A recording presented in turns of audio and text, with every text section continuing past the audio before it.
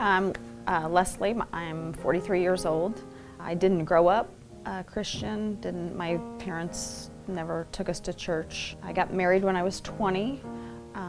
My husband grew up as a Baptist. However, we didn't practice going to church. We didn't share in our faith during our marriage, and I was divorced in March of this year. I've got two girls that mean the world to me, and I was just at a really low point after my divorce. I just lived every day with, all the stress and the pressure on me. Like I said, I'm a very confident, independent person. It's very, very difficult for me to not be in control of the situation.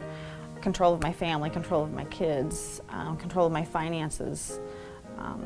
But things in my life were obviously out of control, and I began having problems sleeping, just very worried about my family, my kids, my job, just life in general. My health is perfect, but I was still missing something.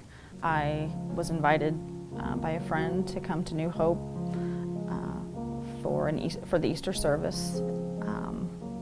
Pastor Phil was going to introduce a new series on the Holy Spirit the next week, and I decided I wanted to come back. So I continued to come back to church, and during that time,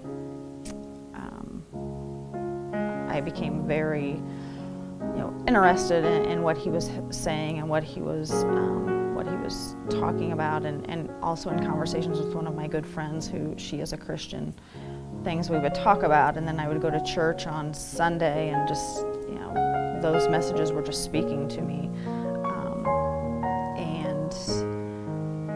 During one of my sleepless nights, I woke up and I'd been crying. I was upset, and I just grabbed one of my Bibles that my former mother-in-law had given me, and decided I needed to pray for Jesus to come into my heart. So I looked at, of course I went to the index to look it up, because I'm like, I didn't even know where it was, but I found it, and I prayed, and my biggest concern was if I did it right, or did I do the right thing, did I say the right thing?